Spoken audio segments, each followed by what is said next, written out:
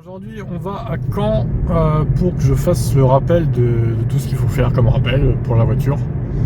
Donc, ils vont me prêter normalement un connard au stylet pour que je puisse soit rentrer chez moi, soit aller ailleurs. Pendant qu'ils font ça, ça va prendre plus de 3 heures apparemment de tout voir. Donc, bon, ça va être un peu long du coup. Je suis parti avec 292 km d'autonomie estimée à 61% de batterie. Alors, par contre, là, on va bien faire attention. 100%, vous voyez, 497. Ce que je crains, c'est qu'il me bride la batterie à 90% de charge. Ce qui voudrait dire qu'on ne peut pas la recharger à fond. Ils m'ont dit par téléphone, c'est pas sûr qu'on vous change la batterie, il faut qu'on fasse ces vérifs avant. Donc génial, super. Donc bon, alors moi je veux bien, hein, mais si vous ne la changez pas, que vous me bridez à 90% la batterie, ça va pas le faire les gars. Donc j'espère que ça sera pas ça. Allez, on est presque arrivé, il me reste environ 12 km, je suis sur le périph' de Caen. Je suis à 46 km effectué à peu près, 13,4 kWh en 44 minutes. Il me reste 51% de batterie, donc j'ai dépensé 11% pour l'instant. Voilà, donc on est bientôt arrivé, je ferai un point à l'arrivée.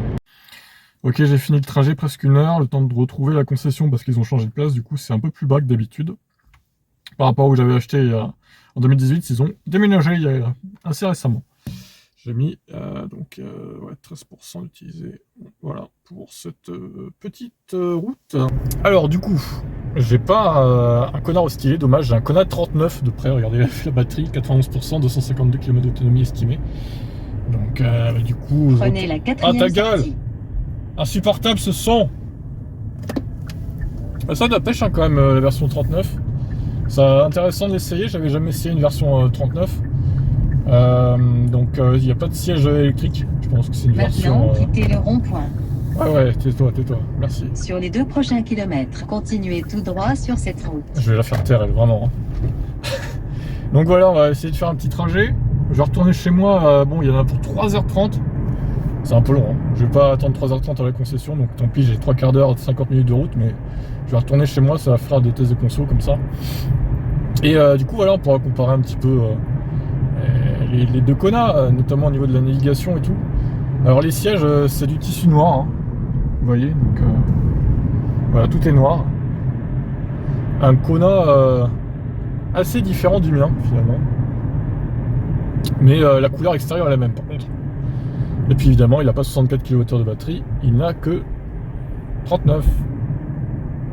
Vous voyez, hein, alors j'essaierai de faire une vidéo à un feu rouge, tiens, parce que là je vais pas pouvoir trifouiller l'écran évidemment. Mais bon, après, globalement, ça reste le même véhicule, hein. Hormis quelques petites différences, notamment au niveau de l'écran. Alors, vous voyez, hein, là, il y a le truc pour régler le feu. Ça, j'ai pas ça sur le mien. C'est parti que ça, quand même. Alors, l'écran. Bon, bah, après, le GPS, hein, l'écran est beaucoup plus large que le mien. Il reste encore des petits trucs noirs sur les côtés, mais bon. C'est pas foutu pareil, véhicule. Climatisation, ouais, niveau, ça repart, c'est terrible, je vais pas avoir le temps de trifouiller trop. Ouais, bon après, voilà. Hein. Faudra que je me concentre plus sur ça quand il y aura un feu rouge, on va dire. J'ai pas envie de le niquer. Alors, par contre, il a pas le suivi de ligne. Vous voyez, il a juste la méthode ping-pong en fait. Il corrige, voilà, il corrige juste si... Alors, par contre, ouais, par rapport à l'écran, je sais pas trop si c'est mieux un écran large comme ça, mais un peu moins haut, ou un écran comme le mien, un peu plus carré, quoi. Après, c'est une question d'habitude, je pense. Par contre, la définition a l'air un peu meilleure quand même sur celui-là, même si ça se voit pas forcément du coup avec la vidéo là, mais bon. Donc voilà, ça va être intéressant de faire en tout cas ce comparatif de conso. Normalement, il devrait consommer un poil moins celui-là que le mien, mais bon, c'est pas garanti à 100%, on verra. En tout cas, les conditions météo seront à peu près les mêmes, donc ça va être intéressant de comparer. J'ai mis ma super casquette. Je vais essayer de faire un 0 à 100 quelque part, mais je vous avoue que va falloir trouver où en fait. En plus, ça monte là, c'est pas représentatif. Donc, pour l'instant, j'arrive le mode sport. Je vais mettre en éco. Merde. Est-ce qu'il y a un éco plus comme le Kona 64? Ouais, il y a un éco plus, effectivement. Effectivement. Alors, c'est un peu poussif avec un Kona 136 chevaux, forcément c'est plus poussif qu'un 64 kWh qui a 204 chevaux. Mais bon, c'est pas trop mal encore, ça va. C'est pas trop mal.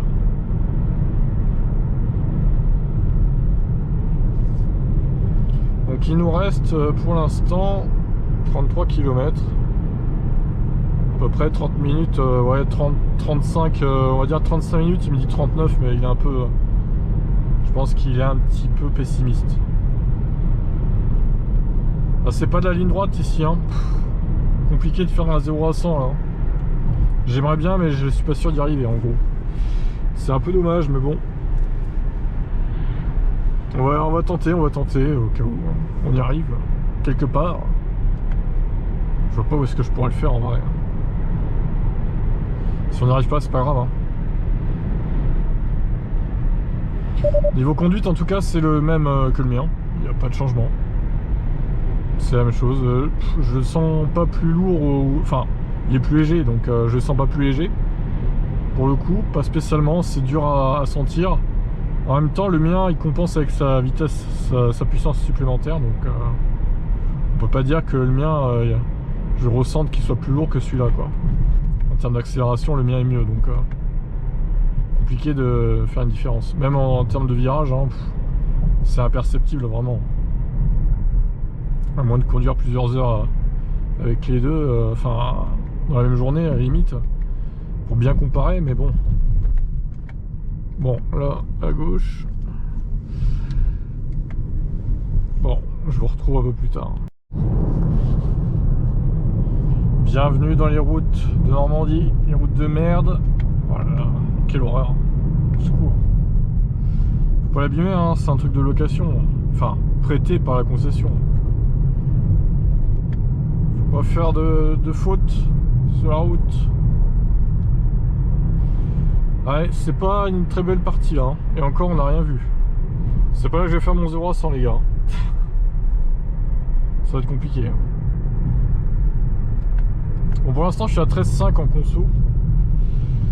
Faudra comparer avec le retour du Kona 64 tout à l'heure, hein, évidemment. Là on peut pas comparer avec l'aller puisque c'est pas le même dénivelé. Donc il faudra comparer tout à l'heure tout simplement. Et je comparerai tout à l'heure au retour avec ce véhicule par rapport à l'aller avec le mien. Ce sera intéressant de comparer du coup les deux consos.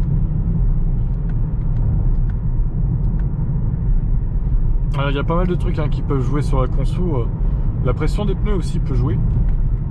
Donc peut-être qu'il est un peu plus gonflé que le mien ne l'est, je sais pas. En plus c'est en PSI là, donc je sais pas, faudrait que je rechange avant de partir tout à l'heure. C'est en PSI, donc je sais pas en barre ce que ça fait. Moi je mets en barre. Pourquoi mettre en PSI, je ne sais pas. Je préfère mettre en barre moi. Enfin bon, PSI c'est les trucs américains je crois. Les barres c'est européen. Donc bon, étonnant. Bon, il me reste 19 km là. Ah putain, le virage il est dur aussi, hein. Wow. Wow, ça tourne. Ah bah ouais, 2 km, sur 2 km, ouais, tu m'étonnes. Ouais, je vais rester un peu avec la caméra pendant que ça tourne. Putain, regardez-moi cette route là. Quel enfer. Regardez ça, la route là sur le GPS. Au secours.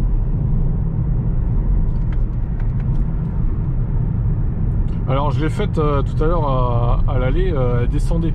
Là ça monte, donc ça va, mais quand ça descend c'est encore pire, hein, vraiment. Putain. Alors il y a les palettes, hein, pour ceux qui se demandent aussi, sur celui-là il y a les palettes bien sûr. Je joue avec, comme le mien. Ah, une i208 je crois. Pas sûr, mais... difficile de les différencier, hein, les 208 thermiques d'électrique. Regardez-moi ce virage de la mort. C'est pas large en plus, hein. Putain. Wow. Faites quoi les gars? C'est vraiment pas large. On dirait que je suis Sébastien Loeb là. Rallye Monte Carlo. Sur la neige. Alors après je vois qu'il y a une grande ligne droite. Est-ce qu'on pourrait tenter les 0 à 100 là-bas? Je sais pas, on va voir. J'ai personne derrière pour l'instant. Et la conso qui remonte à 14,9, tu m'étonnes. Vu la côte qu'il y a là. Incroyable.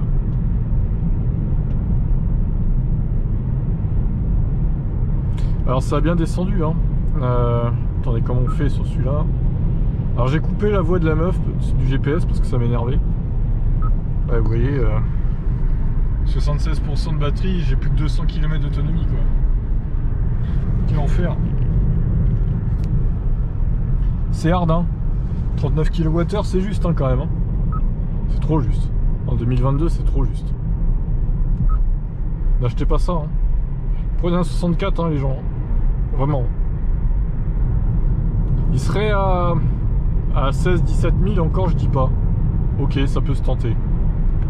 Ouais, 17 000, allez. Pourquoi pas tenter.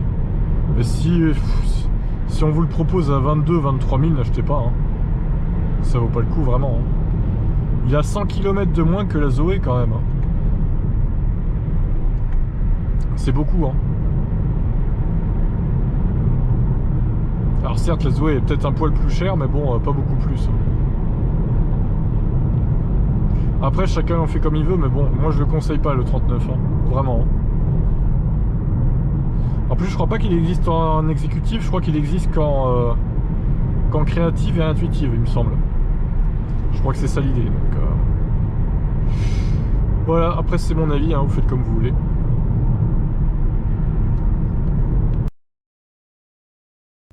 « 58 minutes, bah, comme on avait hein, tout à l'heure. 12,9 kWh au 100, 57 km effectués exactement. Et il nous reste effectivement 72% de batterie, 198 estimé.